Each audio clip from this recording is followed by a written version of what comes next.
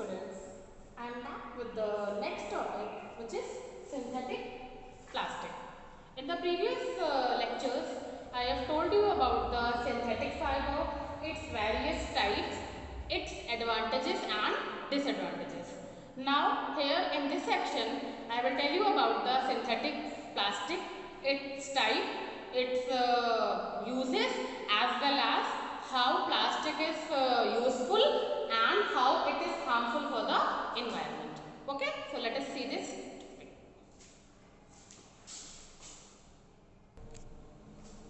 Synthetic plastic. So student, as the name suggests, synthetic means artificial or you can say man-made plastic. Okay, so just consider the world. Can you consider your world without plastic? In our everyday life, we are using a different type of plastic. Everything around us is made up of a one or another kind of plastic. Suppose I am talking about this marker. This marker is also made up of plastic.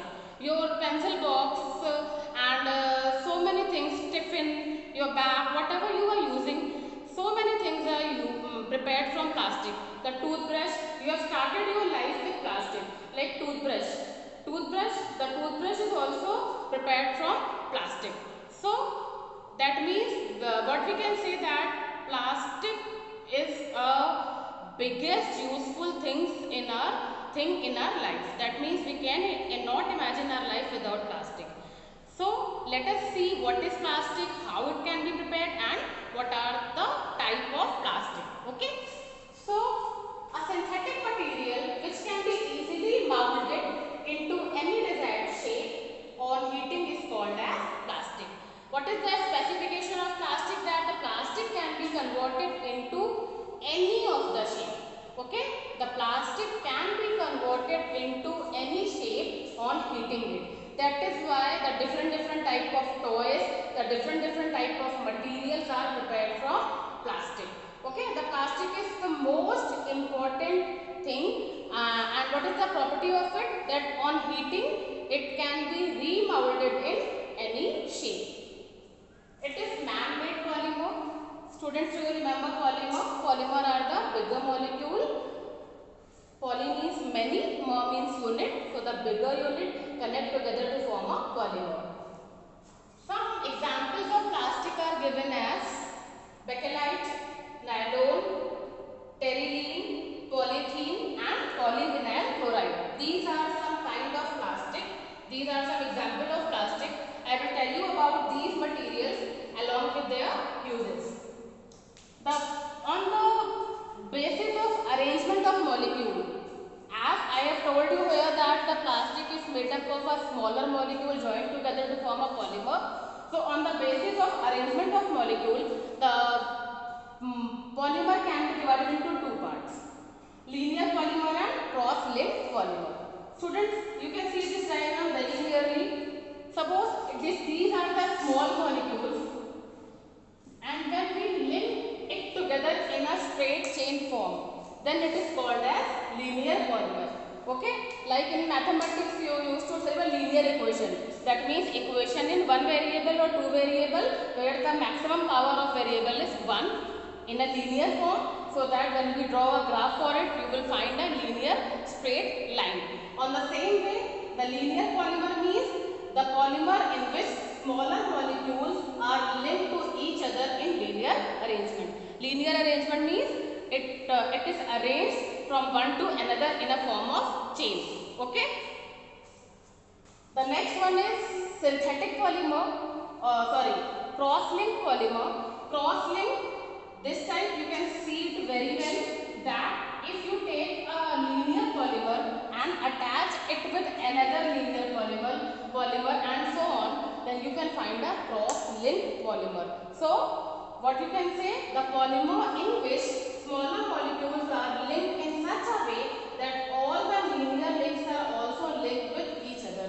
Whatever the linear links are prepared here, if we connect that linear link with each other, then this type of polymer is called as cross-linked polymer. So this is the type of polymer as per their molecular arrangement, because the polymers are prepared from smaller unit which is called as monomer So when monomers are linked in a straight form, then it is called a linear polymer.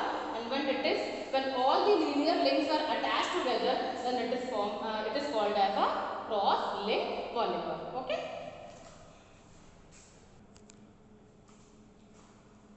Kinds of synthetic plastic. Okay. Previously I have told you about the polymer, the kinds of polymer as per their molecular arrangement. Here I am going to tell you about the kinds of synthetic plastic. The synthetic plastic is divided into two types: thermosetting plastic and thermoplastic. It is of two types: thermosetting plastic and thermoplastic. Okay. So what is thermoplastic? Thermoplastic is the plastic which can be softened on heating and molded repeatedly in desired shape is called thermoplastic. It is very clear from the definition that these type of plastic on heating it melts, and when it melts you can convert it into your desired form.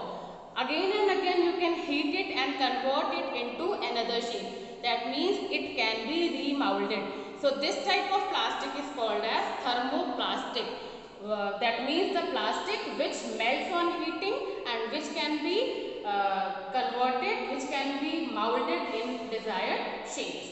Some example of these plastics are PVC, that is polyvinyl chloride, polystyrene, nylon, polythene, etc. These all are called as thermoplastic. And why this type of plastic is useful? Because it is good for manufacturing of toys, combs, containers and pipes. The containers which you are using in your kitchen is prepared from thermoplastic.